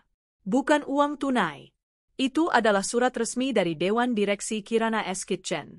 Kami baru saja mengakuisisi perusahaan logistik kecil-kecilan untuk mengurus distribusi catering kami. Mungkin kamu bisa melamar menjadi supir truk. Tapi maaf, Mas, kualifikasimu mungkin hanya cukup untuk mengepel gudang kami. Bara mengambil amplop itu. Wajahnya merah padam. Ia tidak berkata apa-apa. Ia hanya berbalik dan keluar, diapit oleh petugas keamanan, meninggalkan aku sendirian di kantor mewahku, menikmati pemandangan kota di bawah, dan bau kemenangan yang manis. Bara kembali ke rumah kontrakan, bukan dengan kabar baik, melainkan dengan air mata kemarahan yang sesungguhnya. Ia melemparkan kemejanya ke lantai dan berteriak. Ibu Laksmi yang terbaring lemah, terbangun kaget. Bara, ada apa? Kau dapat uang? Rina kasihan padamu. Bara ambruk di samping tempat tidur ibunya. Dia menolak, Emma. Dia menolak. Dia tahu semuanya. Dia tahu kita butuh uang. Dia menghinaku, Emma. Dia menyuruhku melamar sebagai supir truk, bahkan mungkin hanya tukang pel di gudangnya. Mendengar Bara yang berteriak-teriak dan berita penolakan itu, Ibu Laksmi, yang sudah rapuh, tiba-tiba mengalami serangan. Ia kejang, memegang dadanya, wajahnya biru. Rina, anak sialan. Ibu Laksmi sempat menggumamkan kutukan terakhir sebelum tubuhnya lemas. Bara panik, menelepon ambulans dengan tangan gemetar. Malam itu, Ibu Laksmi dilarikan ke rumah sakit umum, tempat yang jauh dari kemewahan yang pernah ia kenal. Biaya perawatannya kini menjadi beban tak terhingga bagi Bara, beban yang harus ia tanggung sendirian, seperti yang aku minta. Rina telah menang total. Dan kemenangan itu terasa sangat pantas. Setelah Bara Aditama diusir dari kantor pusat Kirana S Kitchen, keheningan yang tersisa bukanlah keheningan yang dingin, melainkan keheningan yang menenangkan. Tirai drama besar telah ditutup. Rina, yang selama bertahun-tahun hidup dalam kobaran api amarah yang termotivasi, kini merasakan kedamaian yang mendalam, seperti abu yang dingin setelah kebakaran hebat. Namun, sisa-sisa bara api itu, meskipun kecil, masih menyala di hati seseorang, Kirana. Malam setelah pertemuan di restoran mewah, Kirana tidak bisa tidur. Ia bangga pada maminya, Rina, yang telah bangkit dari keterpurukan dan kini menjadi sosok inspiratif. Namun, ia juga membawa beban moral yang berat setelah melihat kondisi ayahnya. Saat Rina menceritakan detail pertemuan di kantor, termasuk permohonan palsu Bara dan pengusiran yang tegas, Kirana mendengarkan dengan saksama. Mami, apakah Mami yakin harus sekeras itu padanya? Tanya Kirana, suaranya lembut, tanpa nada menghakimi. Rina menoleh dari jendela, menatap putrinya yang kini menjadi seorang wanita dewasa yang anggun. Mami tidak keras, sayang. Mami adil, jawab Rina, menghela napas. Ayahmu datang bukan karena menyesal telah meninggalkanmu saat sakit. Dia datang karena melihatmu sukses sebagai dokter dan melihat Mami kaya. Dia ingin menumpang hidup, Kirana. Mami harus melindungimu dari parasit. Kirana mengangguk, memahami logika protektif Rina. Aku tahu, Mi.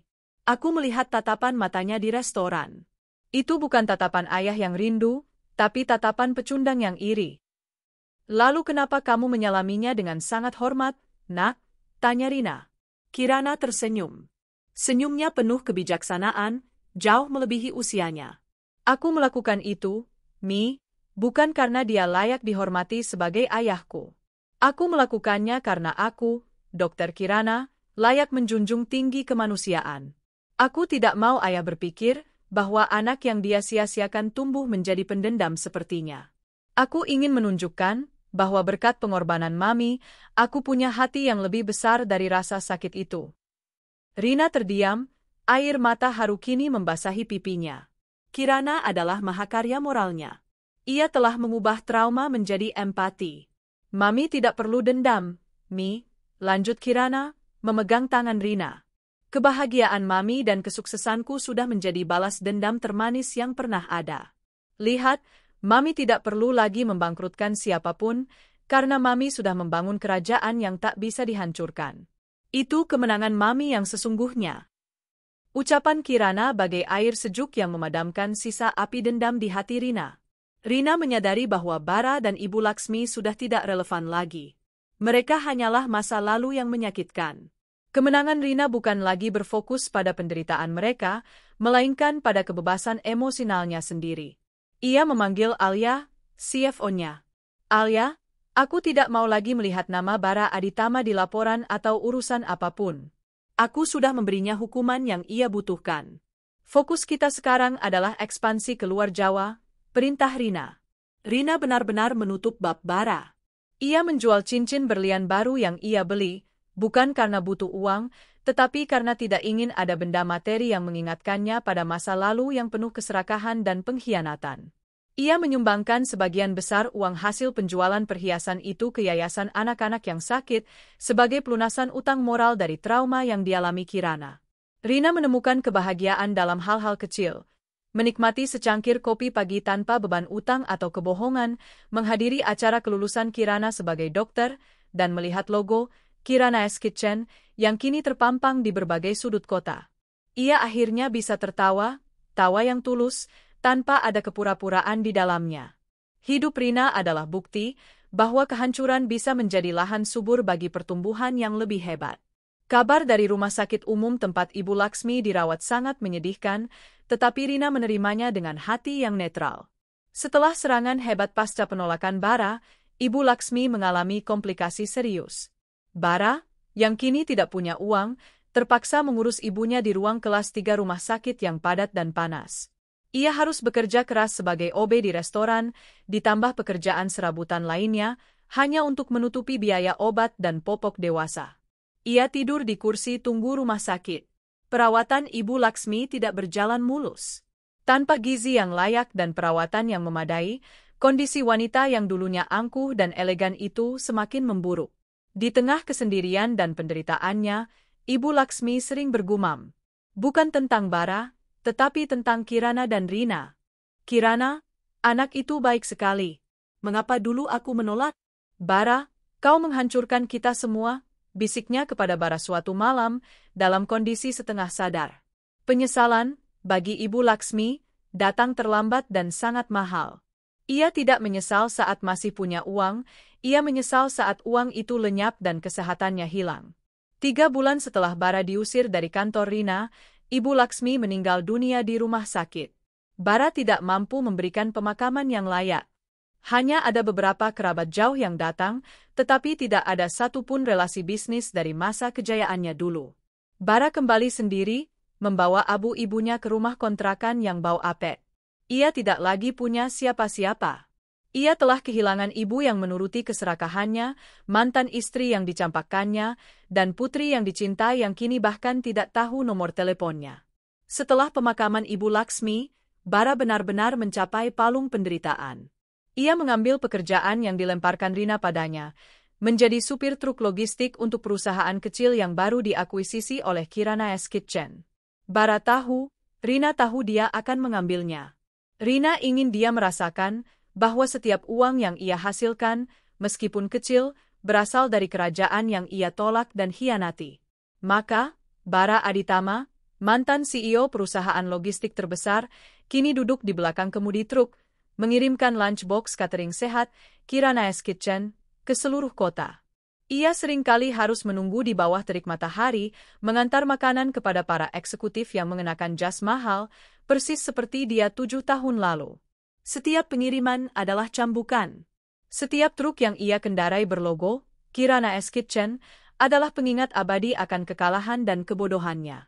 Suatu sore, saat ia mengantarkan pesanan ke gedung pencakar langit yang sama tempat kantor Rina berada, ia melihat Kirana keluar.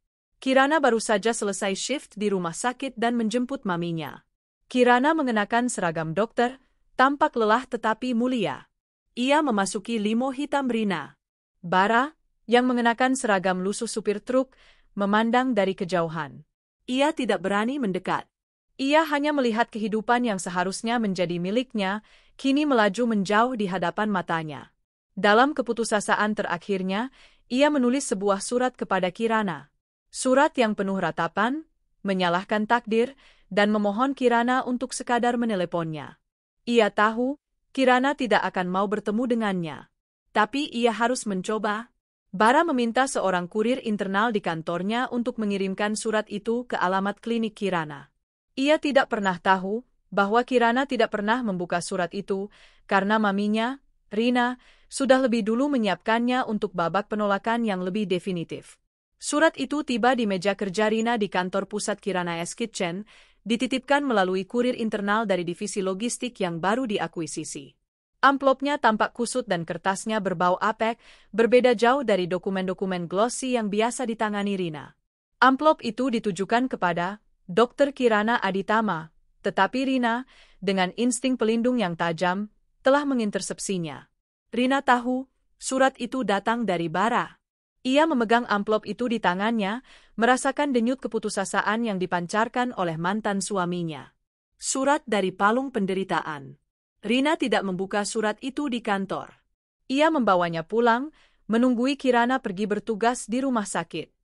Ia ingin membaca setiap kata tanpa gangguan, tidak dengan kemarahan masa lalu, tetapi dengan ketenangan seorang eksekutor yang menilai hukuman yang telah dilaksanakan. Saat ia membuka surat itu, tulisannya Bara yang dulu angkuh kini tampak kacau, coretan-coretan penuh tekanan dan kesedihan. Kepada Kirana, putriku, aku menulis ini dari tempat yang gelap. Tempat di mana udara berbau apek dan setiap mimpi buruk menjadi nyata. Setelah melihatmu di restoran itu, aku sadar betapa ayah telah berbuat salah. Ayah melihat cahayamu, nak, dan ayah tahu ayah pantas hidup dalam kegelapan. Ayah tahu kamu adalah dokter yang baik, nak. Kamu bahkan menyalami ayah, seorang OB yang kotor, dengan tangan mulia itu. Itu membuktikan kamu anak yang berhati emas. Maukah kamu sekali lagi menunjukkan kebaikan hatimu? Ayah tidak memohon pada mamimu, karena mamimu keras. Ayah memohon padamu, Kirana. Panggil ayah. Datanglah menemui ayah. Ayah butuh kamu. Ayah butuh tahu bahwa ada satu orang di dunia ini yang masih mencintai ayah. Sekarang, ibumu, Ibu Laksmi, sudah tiada. Ayah sendirian. Ayah sakit. Aku tahu kamu punya uang. Aku tahu mami kaya. Tolonglah, nak. Ayah ingin kembali menjadi bagian dari hidupmu.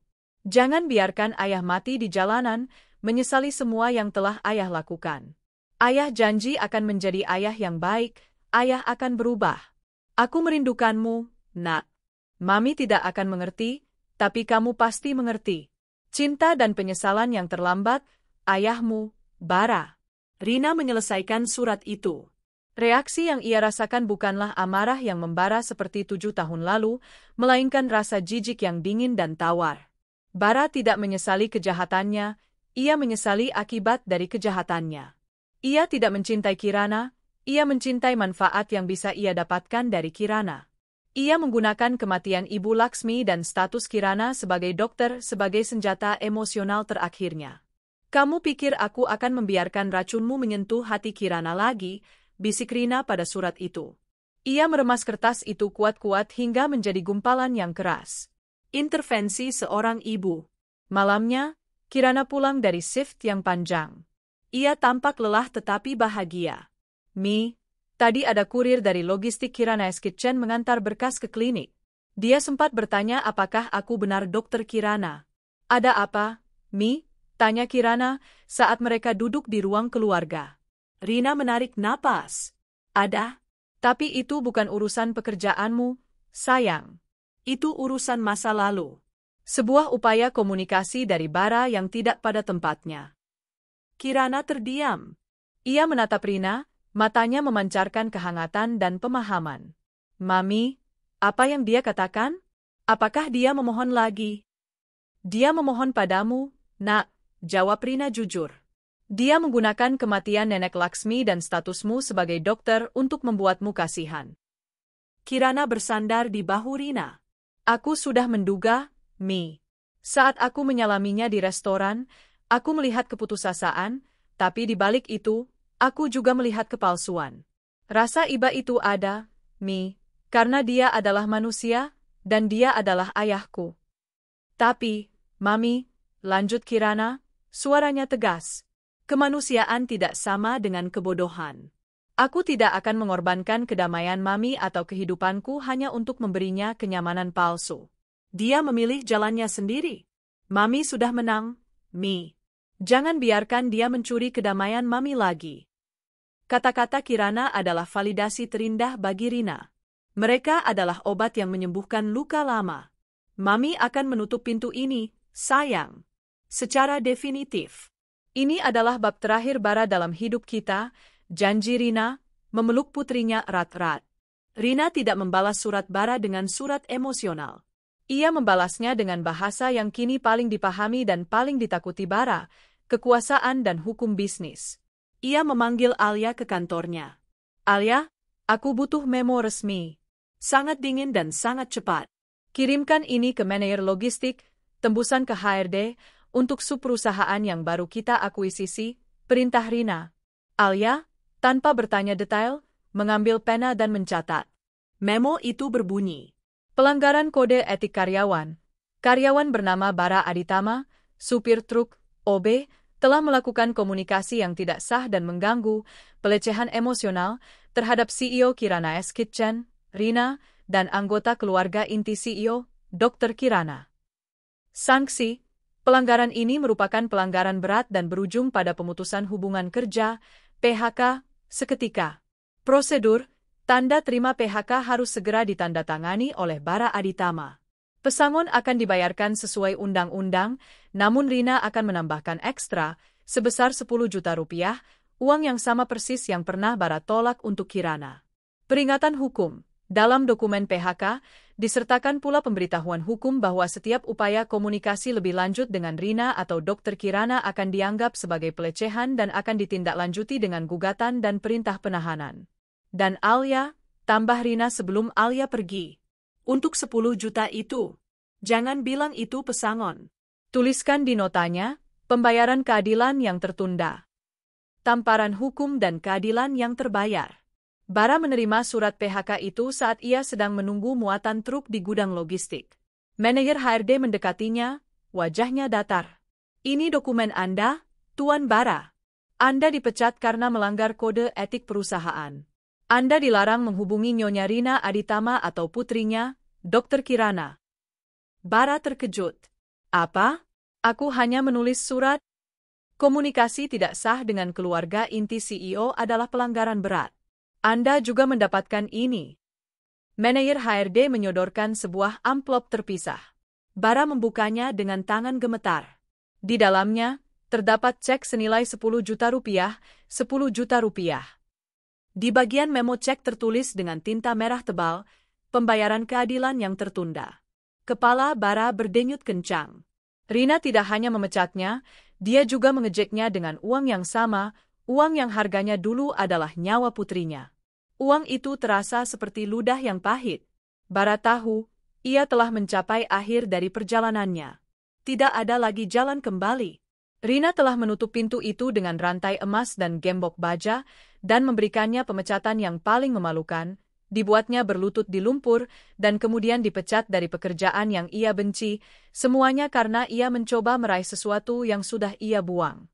Ia mengambil cek itu, tetapi bukan untuk digunakan. Bara tahu, ia harus pergi. Ia harus menghilang dari kehidupan Rina dan Kirana, selamanya. Langkah menuju masa depan. Dengan Bara yang kini secara permanen disingkirkan dari orbit kehidupan mereka, Rina dan Kirana fokus sepenuhnya pada masa depan yang cerah. Kirana, yang baru saja menyelesaikan residensi pertamanya, memutuskan untuk membuka klinik pribadinya yang fokus pada kesehatan anak. Ia menamainya Klinik Kirana Sehat.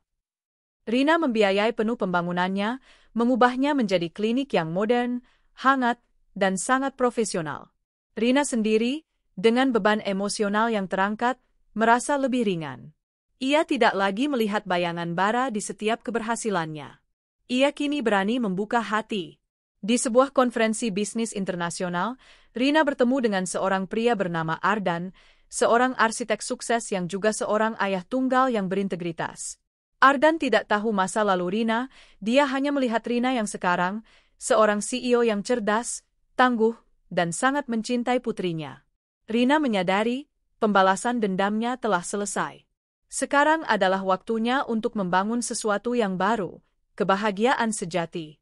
Ardan memberinya tawa, dukungan, dan rasa hormat yang tidak pernah bara berikan. Rina duduk di private jet miliknya, terbang menuju pembukaan cabang Kirana's Kitchen di luar negeri, didampingi Kirana dan Alia. Ia melihat ke bawah, ke arah kota Jakarta yang penuh kenangan pahit. Aku, Rina, tersenyum. Bukan senyum penuh kemenangan, melainkan senyum kedamaian. Aku tidak lagi peduli di mana bara berakhir, atau apa yang ia lakukan dengan sisa hidupnya. Aku telah menyelamatkan putriku, membangun kerajaan, dan yang terpenting, aku telah mengajarkan pada Bara Aditama bahwa 10 juta rupiah jauh lebih mahal harganya daripada harga diri, kesombongan, dan kebahagiaan selamanya. Babak bara telah berakhir. Babak kehidupan Rina yang baru saja dimulai. Bara Aditama kini hidup di sebuah kamar kos kecil yang lembab, dekat pelabuhan. Ia tidak lagi memiliki apa-apa, kecuali utang, rasa malu yang membakar, dan selembar cek ban yang terselip di dompetnya. Cek senilai 10 juta rupiah dengan memo yang menyakitkan, pembayaran keadilan yang tertunda. Cek itu adalah penyiksaan psikologis yang sempurna. Ia adalah uang yang bisa memberinya makan selama beberapa bulan, namun ia juga merupakan bukti kebejatan dan kegagalannya. Setiap kali ia melihat cek itu, ia teringat wajah Kirana yang disalami dengan tangan obengnya yang kotor, dan teringat nada dingin Rina saat memecatnya. Bara tidak pernah bisa mencairkan cek itu. Harga dirinya yang palsu, meskipun sudah berkeping-keping, tidak mengizinkannya menerima sedekah final itu. Menerima uang itu sama saja mengakui bahwa ia layak menerima uang yang sama dengan biaya operasi anaknya yang dulu ia tolak. Cek itu tetap utuh, menjadi satu-satunya harta berharga yang ia miliki dan ia benci. Setelah PHK dari subperusahaan Rina, Bara benar-benar terputus dari dunia. Tidak ada lagi teman, tidak ada relasi bisnis. Ia mencoba mencari pekerjaan lain, tetapi skandal Aditama Logistics dan desas-desus mengenai kebangkrutannya telah sampai kemana-mana. Ia dihindari, dicurigai, dan dipermalukan. Pekerjaan terakhir yang berhasil ia dapatkan adalah sebagai buruh angkut di pelabuhan, mengangkut barang-barang di bawah terik matahari, pekerjaan yang sangat jauh dari kursi CEO-nya dulu. Ia bekerja dalam keheningan, tubuhnya lelah, pikirannya kosong. Ia sering memikirkan Ibu Laksmi. Ia menyesal, bukan karena dosa-dosa mereka, tetapi karena ia gagal memberikan ibunya pemakaman yang layak. Abu ibunya masih tersimpan di lemari apek di kosnya. Kini, ia hanya punya sisa-sisa kesedihan yang tak bisa dibaginya. Dalam keputusasaan, Bara sesekali membuka berita bisnis. Ia melihat foto Rina yang berpose elegan di samping Kirana, meresmikan cabang baru Kirana's Kitchen di Bali. Ia membaca berita tentang Kirana yang diwawancarai sebagai dokter muda inspiratif, karena kliniknya memberikan layanan gratis untuk anak-anak kurang mampu. Setiap kesuksesan Rina adalah pisau yang menusuknya, membenarkan setiap keputusan kejam yang Rina ambil. Bara akhirnya mengerti, pembalasan Rina tidak bertujuan untuk menghancurkan Bara secara fisik, tetapi untuk membuatnya menyaksikan dari jurang betapa indahnya kehidupan yang seharusnya menjadi miliknya. Di sisi lain kota, kehidupan Rina bergerak menuju babak yang lebih cerah, bebas dari bayangan dendam. Hubungannya dengan Ardan, sang arsitek tampan, berkembang dengan indah. Ardan adalah seorang duda dengan seorang putra bernama Rio, yang usianya hampir sama dengan Kirana. Ardan adalah sosok yang dewasa dan berintegritas. Ia memandang Rina bukan sebagai CEO yang kaya, tetapi sebagai wanita yang kuat dan berhati lembut, seorang ibu yang penuh pengorbanan. Aku tidak pernah bertemu orang yang berkorban sebanyak kamu, Rina, kata Ardan suatu malam, saat mereka menikmati makan malam romantis. Kamu membangun kerajaan dari penjualan perhiasan yang seharusnya menjadi hakmu. Itu bukan hanya bisnis, itu adalah cinta murni seorang ibu. Rina tersenyum. Ardan tidak tahu cerita lengkap Bara, tetapi dia tahu cukup banyak untuk menghargai setiap perjuangan Rina. Yang paling penting, Ardan menghormati privasi Rina dan tidak pernah menuntut. Kirana menyukai Ardan. Ia melihat betapa tulusnya Ardan mencintai putranya, Rio, dan bagaimana Ardan memperlakukan Rina dengan hormat. Rio dan Kirana, meskipun sudah dewasa, langsung cocok. Mereka sering berdiskusi tentang filantropi dan arsitektur rumah sakit.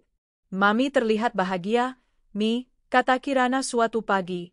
Ini adalah kebahagiaan yang tulus, bukan sekadar pelapis seperti dulu. Aku setuju dengan Ardan. Dia pria baik, Mi. Dukungan Kirana adalah lampu hijau bagi Rina.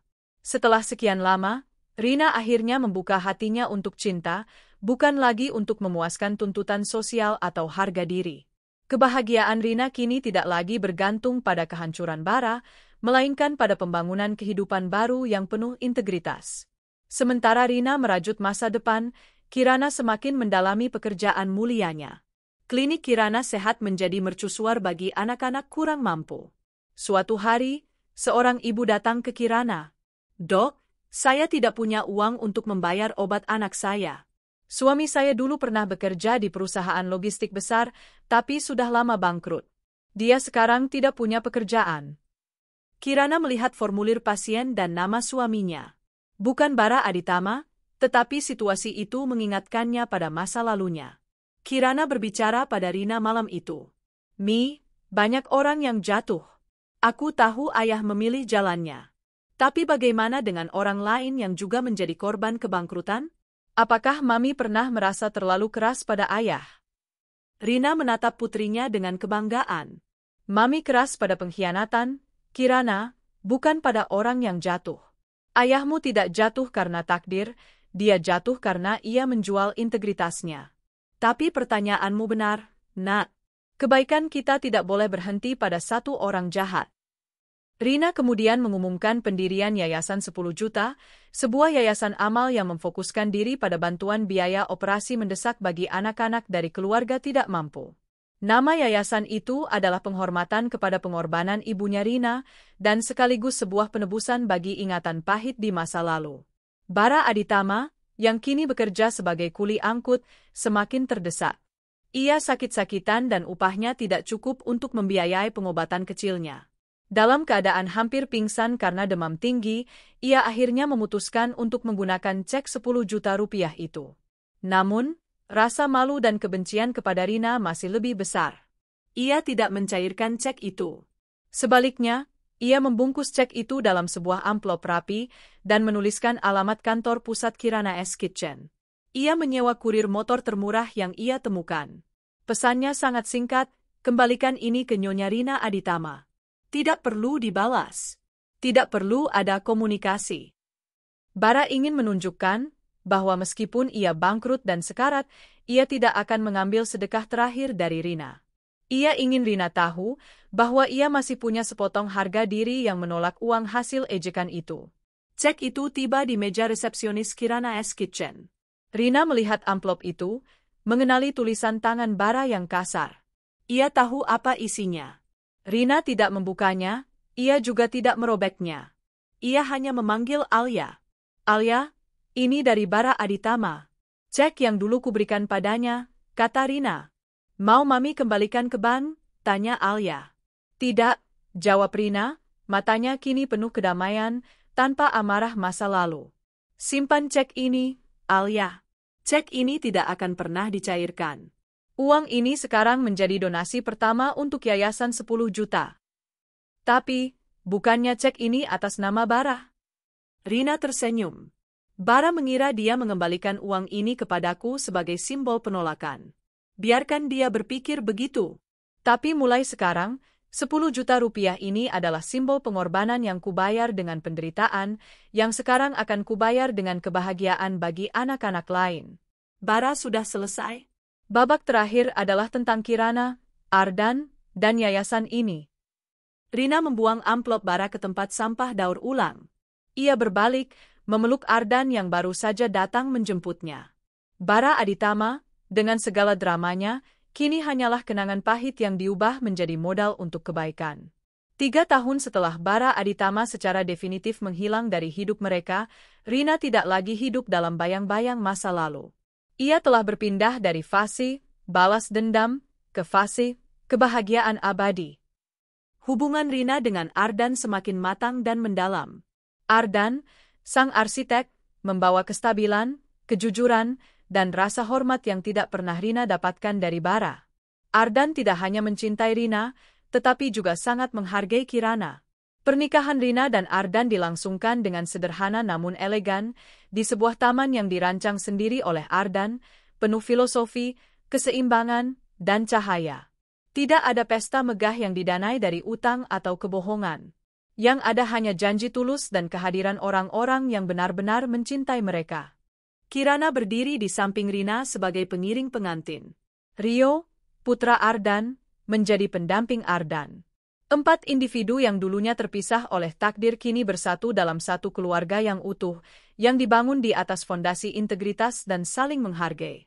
Aku mencintaimu, Rina, bisik Ardan saat menyematkan cincin di jari manis Rina. Dan aku bangga dengan setiap inci perjuanganmu.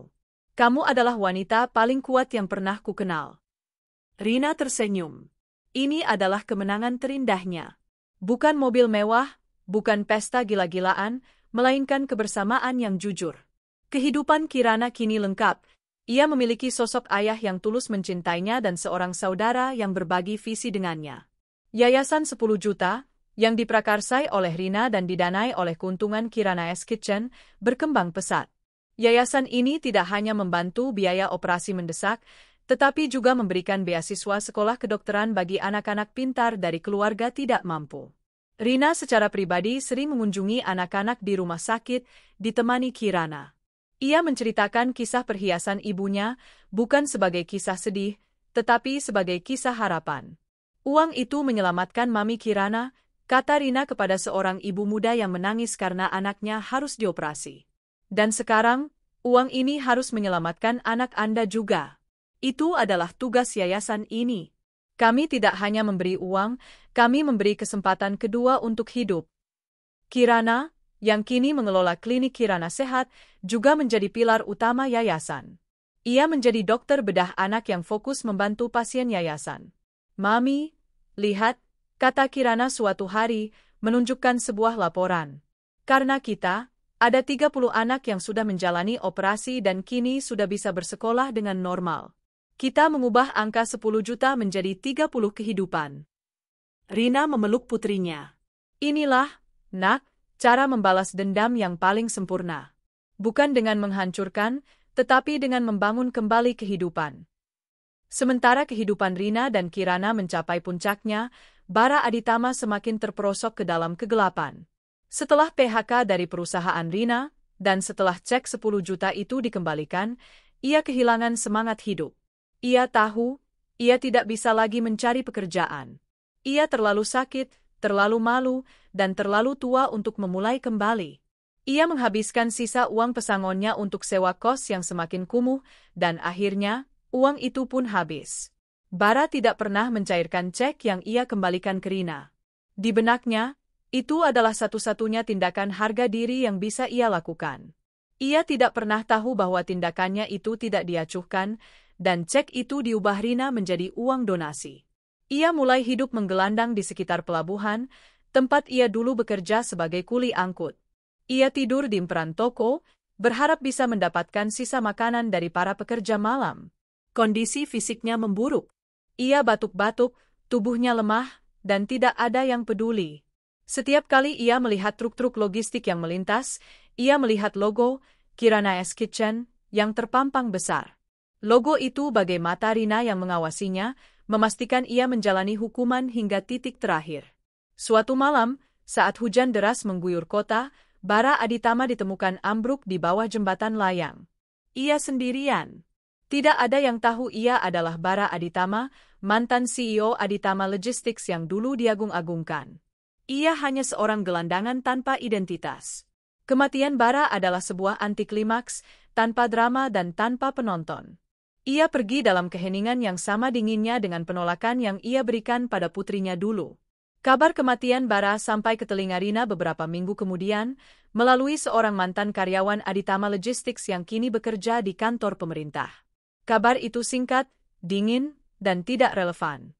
Rina menutup laporan itu dengan tenang. Kirana melihat Rina dan bertanya, "Ada apa, Mi?" "Tidak ada apa-apa, sayang," jawab Rina, tersenyum lembut. "Hanya babak lama yang sudah tertutup selamanya." "Ayo, kita harus segera ke bandara. Kita akan meresmikan yayasan di cabang baru kita." Rina tidak merasakan kesedihan atau bahkan kegembiraan berlebihan. Hanya kelegaan. Keadilan telah ditegakkan, tidak melalui tangannya, tetapi melalui tangan takdir yang ia picu. Saat pesawat lepas landas, Rina melihat ke bawah, ke arah kota Jakarta yang ramai. Ia tahu, di suatu sudut kota itu, Bara sudah tiada. Namun, ia tidak peduli. Ia kini sibuk melihat ke depan, ke arah matahari terbit, ke arah masa depan yang diisi oleh Kirana, Ardan, dan warisan kebaikan yang akan ia tinggalkan. Hukuman Bara bukanlah kematiannya.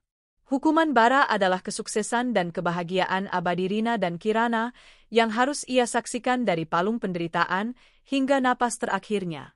Setelah Bara tiada, Rina dan Ardan memutuskan untuk menyingkirkan semua sisa masa lalu yang beracun. Rumah mewah Rina yang sekarang, yang ia beli dari hasil keringatnya sendiri, terasa terlalu besar dan terlalu formal. Itu adalah rumah kemenangan, bukan rumah cinta. Ardan, yang seorang arsitek, merancang rumah baru untuk mereka, sebuah desain minimalis yang hangat, berfokus pada ruang komunal dan taman yang luas. Ardan tidak hanya merancang rumah, tetapi juga merancang kehidupan baru mereka. Pernikahan Rina dan Ardan, meskipun sederhana, membawa kemakmuran emosional yang tak ternilai. Rio, putra Ardan, kini bekerja sebagai arsitek muda dan sering berkolaborasi dengan Kirana dalam merancang klinik dan rumah sakit yang ramah anak.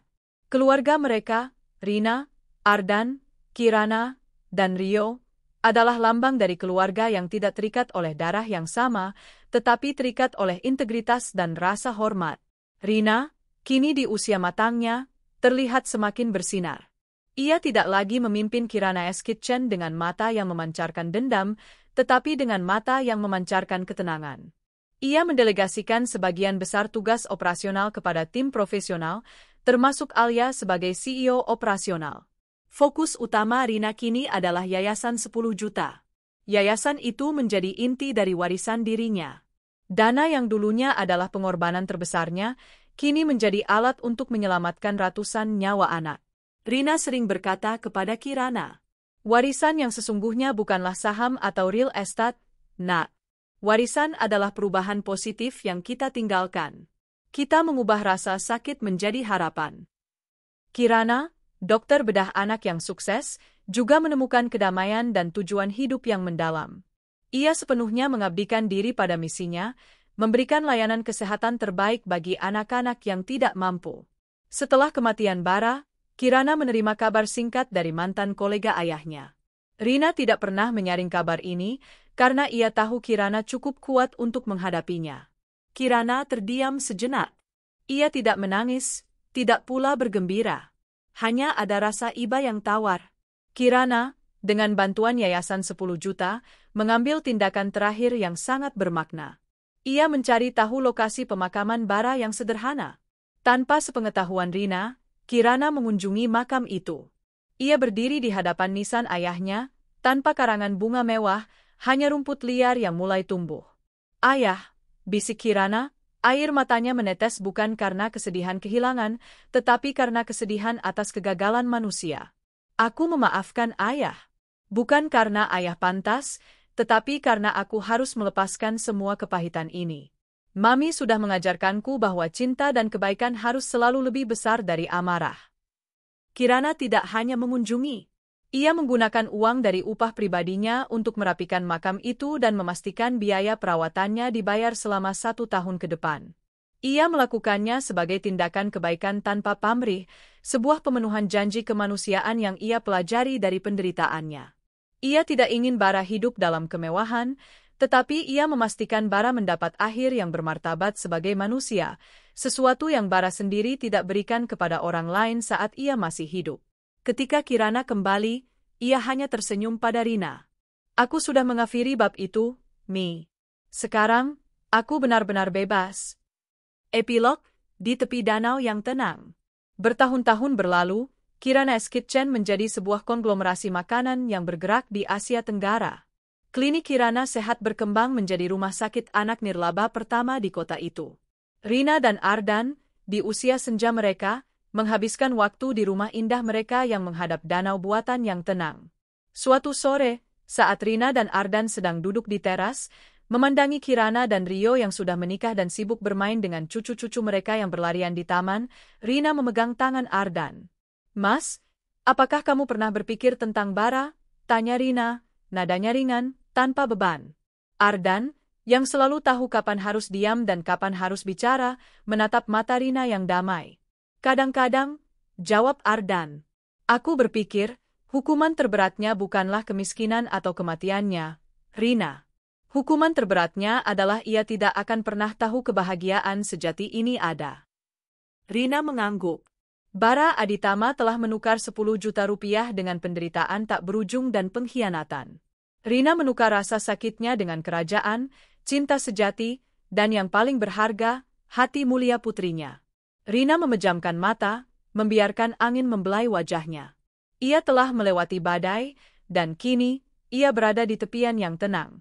Ia tidak lagi ingin mengulang masa lalu, tetapi ia sangat bersyukur atas setiap pengkhianatan dan rasa sakit yang pernah ia alami. Karena tanpa semua itu, ia tidak akan pernah tahu betapa kuatnya ia, dan Kirana tidak akan pernah menjadi pahlawan bagi dirinya sendiri. Kisah tentang Bara Aditama telah usai, dikubur bersama kebohongannya. Kisah tentang Rina Aditama, Kirana, dan warisan kebaikan mereka akan terus berlanjut, menjadi pengingat abadi bahwa kebangkitan sejati selalu lebih manis daripada dendam terhebat.